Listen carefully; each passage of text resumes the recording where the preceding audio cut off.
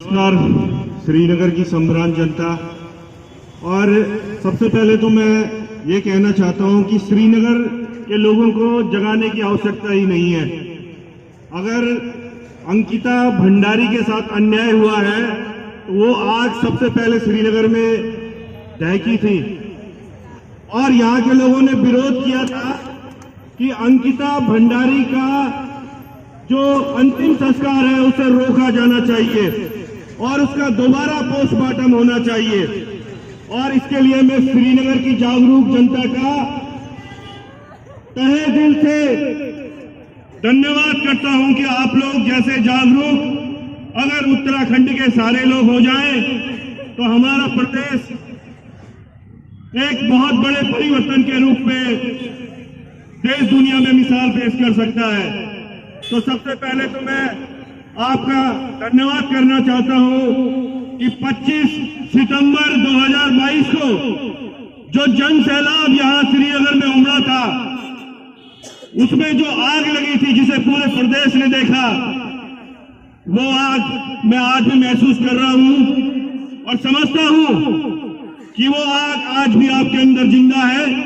बस आप इंतजार कर रहे हैं कि अगर हाई कोर्ट से सुप्रीम कोर्ट से अन्याय हुआ तो आप लोग एक बार फिर से सड़कों पर उतर जाएंगे।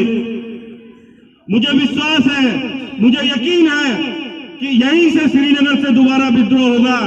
इस गोला पार्क में ही बड़ी सभा होगी और हम लोग उत्तराखंड के हर जनपद की सड़कों में अंकिता भंडारी के लिए न्याय की लड़ाई को ले जाएंगे।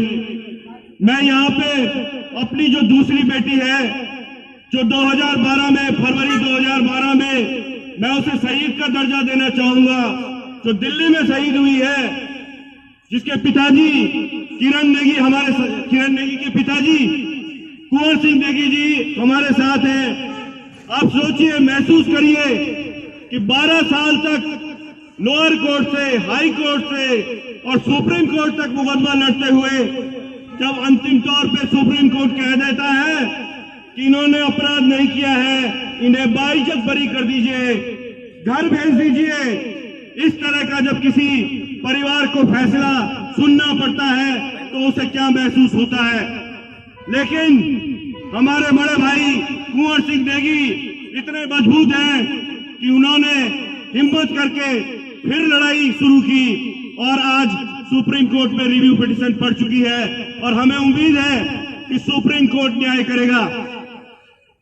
हमने भी अंकिता भंडारी के लिए, क्योंकि हाईकोर्ट से सीबीआई जांच के लिए मना हो गया, तो हमारे पास एक ही ऑप्शन था कि हम सुप्रीम कोर्ट जाते। तो सुप्रीम कोर्ट भाइयों बहनों हम पहुंच चुके हैं, सुप्रीम कोर्ट में याचिका लग चुकी है। लेकिन अगर उसका अंजाम भी स्वर्गीय किरण नेगी की याचिका जैसा होगा तो पहाड़ के बच्चों को, पहाड़ के युवाओं को, मातृशक्ति को, बड़े बुजुर्गों को सड़कों पर उतरना पड़ेगा और यही लोग फिर देश को दिखाएंगे कि पहाड़ी फौज पे ही गोली नहीं खाता, दुश्मन से ही नहीं भिड़ता, वो न्याय के लिए, अपनी बेटियों की अस्मिता के लिए भी गोली खा सकता है।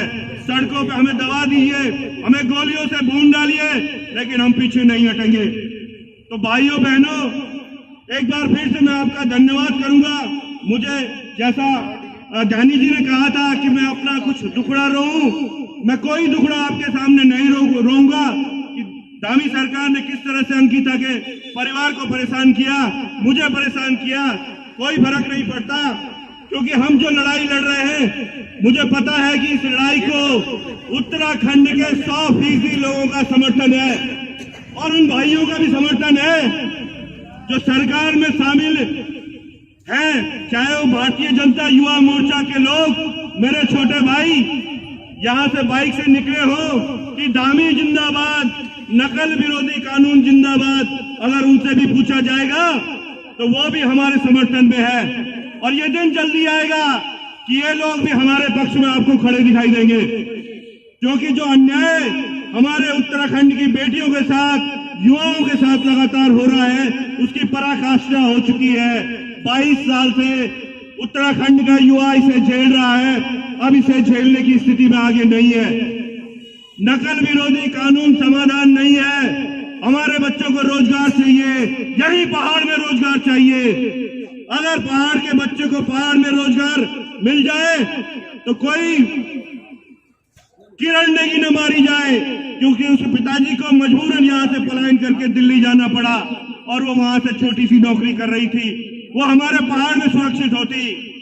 अंकिता भंडारी को डोब सिरकोट से चल के वनंतरा रिजॉर्ट नहीं जाना पड़ता, क्योंकि हमारे बच्चों को जब यहाँ अपने परिवार के बीच सिक्योरिटी मिलेगी तो कोई दुर्दांत, कोई इस तरह का व्यक्ति, विनोद आर्य का, पुलकित आर्य, वो कुकर्मी, इस तरह का कोई हिम्मत नहीं कर सकता कि हमारी बेटियों की तरफ आंख उठा के देखे।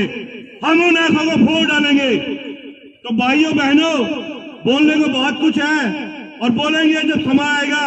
यहाँ पे कई लोग साथ में हैं और मैं आपको बताना चाहूंगा कि गढ़वाल के पूर्व कमिश्नर पांगती जी, जो एक मुख्यमंत्री का व्यक्तित्व रखते हैं, जिन्हें कभी 10-20 साल पहले इस प्रदेश का मुख्यमंत्री बन जाना चाहिए था, इतना विजनरी व्यक्तित्व इस प्रदेश में मुख्यमंत्री नहीं बन पाया, लेकिन उनके अंदर भी 84 साल की उम्र में आग है कि हमारे बच्चों के साथ ये अन्याय नहीं होना चाहिए। वो भी आज हमारे साथ खड़े हैं।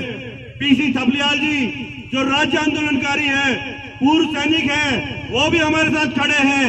70-75 साल की उनकी उम्र हो गई। इन लोगों का जीवन बहुत ज्यादा शेष नहीं है। इस बात को समझिए कि इस बुजुर्ग अवस्था में ये क्यों इस धूप में हमारे साथ पैदल चल रहे हैं। तो मैं चाहता हूं कि आग आपके अंदर जिंदा रहे, यह आग पूरी धध के, उत्तराखंड में धध के, जहां जहां पहाड़ी है, चाहे वो देश में है चाहे विदेश में है, उसके दिल में आग जले और ये अन्यायी सरकार, जो धामी सरकार है, इसे उखाड़ कर फेंके। धन्यवाद। जय उत्तराखंड। जय उत्तराखंड।